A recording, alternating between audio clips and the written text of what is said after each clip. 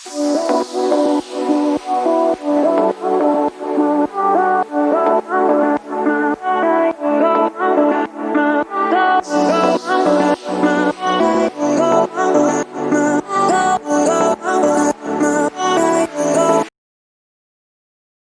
warahmatullahi wabarakatuh.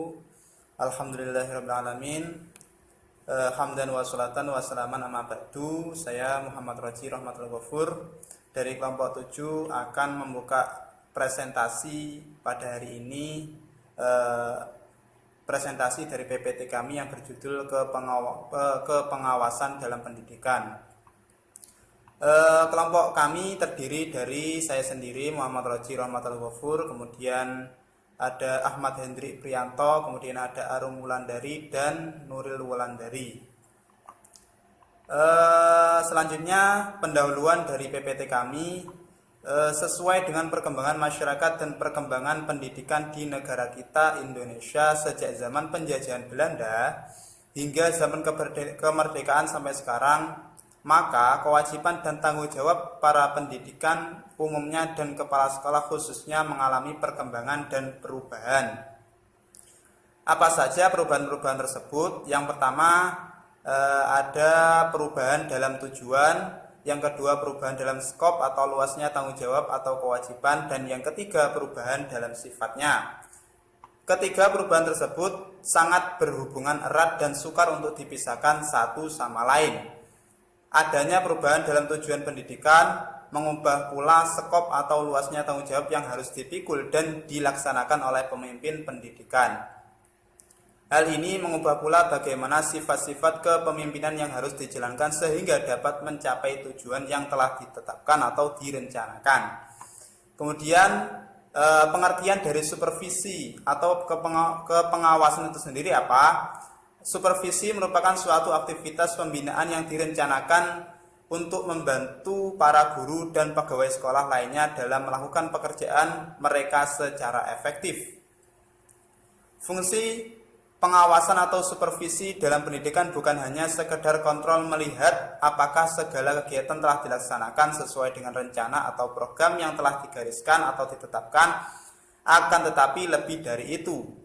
Supervisi dalam pendidikan mengandung pengertian yang luas. Kegiatan supervisi mencakup penentuan kondisi-kondisi atau syarat-syarat personel maupun material yang diperlukan untuk terciptanya situasi belajar mengajar yang efektif dan usaha memenuhi syarat-syarat tersebut. Kemudian tujuan supervisi itu apa? Tujuan supervisi adalah perbaikan dan perkembangan proses belajar mengajar secara total. Ini berarti bahwa tujuan supervisi tidak hanya untuk memperbaiki mutu atau kualitas mengajar guru, akan tetapi juga membina pertumbuhan profesi guru, peningkatan mutu pengetahuan dan keterampilan guru-guru dan sebagainya. Kemudian penjelasan selanjutnya akan disampaikan oleh rekan kami. Assalamualaikum warahmatullahi wabarakatuh. Baik, di sini saya akan melanjutkan presentasi dari kelompok 7 mengenai tentang tipe-tipe kepengawasan. Bruton dan Bruckner mengemukakan adanya 5 supervisi, yaitu supervisi sebagai inspeksi, 2 laissez-faire, 3 course supervision, 4 training guidance atau supervisi sebagai latihan bimbingan. Yang kelima, democratic leadership atau kepengawasan yang demokrasi. Kita masuk ke poin yang pertama. 1. Supervisi sebagai inspeksi. Nah, dalam bentuk inspeksi ini, supervisi semata-mata merupakan kegiatan menginspeksi pekerjaan-pekerjaan guru atau bawahan. Orang yang bertugas atau mempunyai tanggung jawab dengan pekerjaan itu disebut inspektur. Nah, inspeksi di sini bukanlah suatu pengawasan yang berusaha menolong guru atau mengembangkan dan memperbaiki cara dan daya kerja sebagai pendidik dan pengajar. Inspeksi dijalankan terutama dimaksud untuk meneliti atau mengawasi apakah guru atau bawahan menjalankan apa-apa yang sudah diinstruksikan atau yang ditugaskan. Jadi, inspeksi di sini bisa diartikan sebagai kegiatan-kegiatan mencari kesalahan.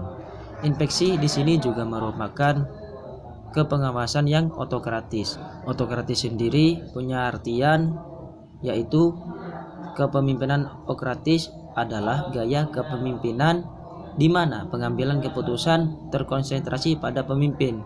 Gaya kepemimpinan ini melibatkan kontrol mutlak dan otoriter atas suatu kelompok. Jadi supervisi sebagai inspeksi ini lebih ke pengawasan, meneliti cuman. Sang supervisor itu meneliti kesalahan atau kegiatan para bawahannya, melaksanakan tugas atau tidak. Yang kedua yaitu tipe laissez-faire, berasal dari bahasa Perancis yang berarti izin bertindak. Laissez-faire adalah tipe gaya kepemimpinan yang cenderung pasif. Pemimpin dengan gaya kepemimpinan ini akan membiarkan orang lain untuk mengambil keputusan. Kepengawasan yang bertipe laissez-faire sungguhnya merupakan pengawasan yang sama sekali tidak konstruktif. Kepengawasan laissez-faire membiarkan guru-guru atau bawahan bekerja sekehendaknya tanpa diberi petunjuk dan bimbingan.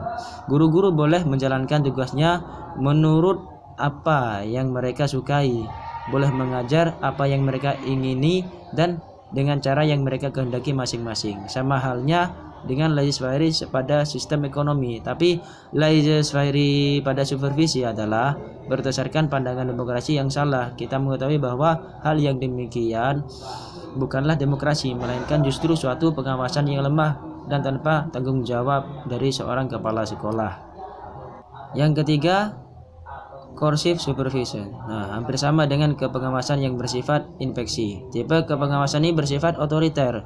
Di dalam tindakan kepengawasannya, si pengawas bersifat memaksakan segala sesuatu yang dianggapnya benar dan baik menurut pendapatnya sendiri. Dalam hal ini, pendapat dan inisiatif guru tidak dihiraukan atau tidak dipertimbangkan. Yang penting guru harus tunduk dan menuruti petunjuk-petunjuk yang dianggap baik oleh supervisor itu sendiri. Dalam hal-hal tertentu, kepengawasan tipe coercive ini berguna dan sesuai.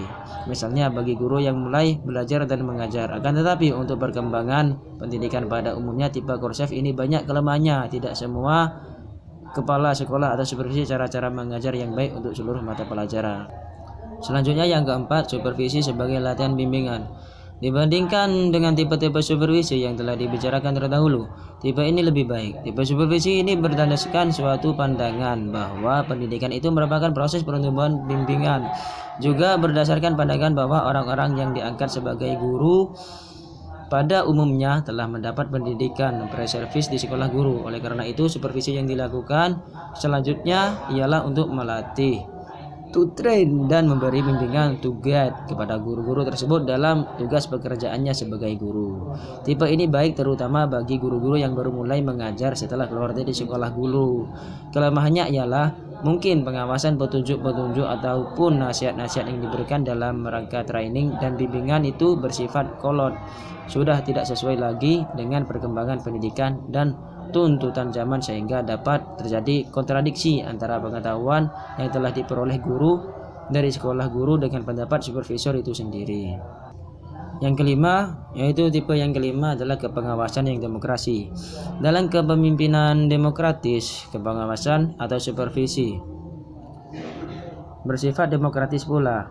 Supervisi merupakan kepemimpinan pendidikan secara kooperatif. Dalam tingkat ini, supervisi bukan lagi suatu pekerjaan yang dipegang oleh seorang petugas, melainkan tanggung jawab pekerjaan-pekerjaan bersama yang dikoordinasikan. Adapun beberapa faktor yang dapat mempengaruhi semangat dan perlu mendapat perhatian dari para pemimpin pendidikan ialah adanya tingkat kehidupan yang layak, adanya perasaan terlindung, ketentraman dalam bekerja, adanya kondisi-kondisi bekerja yang menyenangkan, suasana rasa kekeluargaan, perlakuan yang adil dan dari atasannya, pengakuan dan penghargaan terhadap sumbangan-sumbangan dan jasa-jasa yang diperbuatnya, dan lain sebagainya. Ya, sekian dari saya. Selanjutnya akan dilanjutkan oleh rekan kami. Assalamualaikum warahmatullahi wabarakatuh. Perkenalkan, nama saya Arun Wulandari. Saya dari kelompok 7 akan menjelaskan tentang kepengawasan dalam pendidikan. Di sini saya akan menjelaskan tentang ciri-ciri seorang supervisor yang baik. Di samping kita harus memiliki ilmu administrasi dan pemahaman fungsi-fungsi administrasi dengan baik, Untuk menjalankan fungsinya dengan baik, seorang supervisor harus memiliki ciri-ciri seperti berikut. Yang pertama yaitu berpengalaman luas tentang sebeluk-beluknya semua pekerjaan yang berada di bawah pengawasan. Yang kedua yaitu menguasai atau memahami benar-benar rencana dan program yang telah digariskan yang akan dicapai oleh setiap lembaga atau bagian. Yang ketiga yaitu harus memiliki sifat berwibawa dan memiliki kepercayaan praktis tentang teknik-teknik pengawasan, terutama human retention. Yang keempat yaitu memiliki sifat jujur, tegas, konsekuen, ramah dan rendah hati.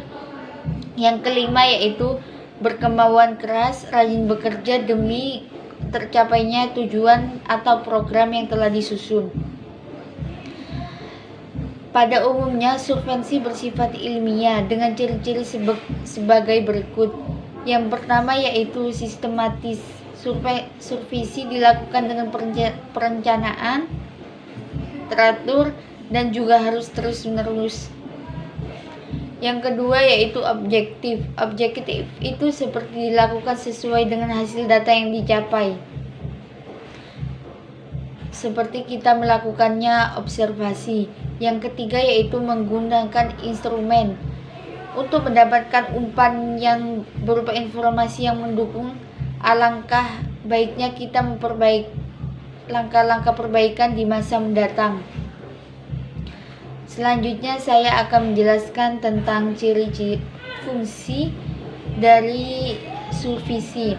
Ada beberapa fungsi survei pendidikan yang sangat penting diketahui oleh para pemimpin. Yang pertama yaitu pendidikan kepemimpinan. Yang kedua yaitu pendidikan dalam hubungan kemanusiaan. Yang ketiga yaitu dalam binaan proses kelompok. Yang keempat dalam bidang administrasi personal. Yang kelima dalam bidang evaluasi. Selain itu, fungsi utama dan survei pendidikan adalah untuk meningkatkan efektivitas kondisi belajar dan mengajar. Berkaitan dengan hal tersebut, Syahartin menjabarkan ada 8 fungsi survei pendidikan.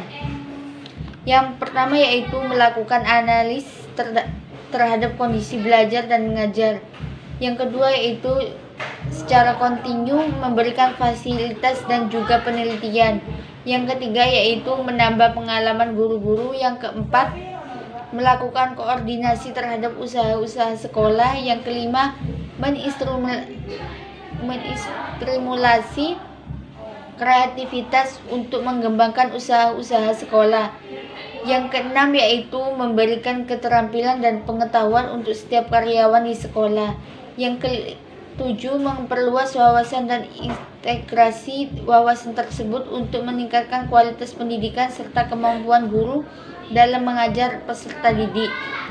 Yang terakhir yaitu membuat kepemimpinan di sekolah semakin lengkap. Itu saja dari saya. Kurang lebihnya saya mohon maaf. Wassalamualaikum warahmatullahi wabarakatuh. Assalamualaikum warahmatullahi wabarakatuh. Saya Nuril Wulandari. Di sini saya akan melanjutkan materi presentasi dari teman saya, yaitu tentang tugas-tugas supervisor. Tugas-tugas supervisor di sini ada beberapa macam tugas supervisi pendidikan yang real dan lebih terperinci. Di antaranya yaitu 1. Menghadiri rapat atau pertemuan-pertemuan organisasi profesional. Yang kedua, mendiskusikan tujuan-tujuan dan filsafat pendidikan dengan guru-guru. Yang ketiga, mengadakan rapat-rapat kelompok untuk membicarakan masalah-masalah umum. Yang keempat, yaitu melakukan classroom visitation atau class visit. Yang kelima, mengadakan pertemuan-pertemuan individual dengan guru-guru tentang masalah-masalah yang mereka usulkan. Dan banyak lagi yang lain. Untuk materi selanjutnya itu tentang jenis supervisi. Di sini jenis supervisi memiliki beberapa macam. Di antaranya yaitu supervisi umum dan supervisi pengajaran. Yang kedua, supervisi klinis. Yang ketiga, pengawasan melekat dan pengawasan fungsional. Yang keempat, in-service training dan upgrading. Yang kelima yaitu penempatan guru dan mutasi pimpinan sekolah. sekian materi yang bisa saya sampaikan. Selebihnya saya mohon maaf. Wassalamualaikum warahmatullahi wabarakatuh. Baik, terima kasih kepada teman-teman yang telah menyampaikan materi mulai awal hingga akhir. Kini saya sebagai moderator akan menutup presentasi pada hari ini. Semoga apa yang telah kami sampaikan mulai awal hingga akhir bisa bermanfaat fid dunya hatal akhirah. Sekian dari kami, kurang lebihnya mohon maaf. Billahi taufiq wal hidayah. Assalamualaikum.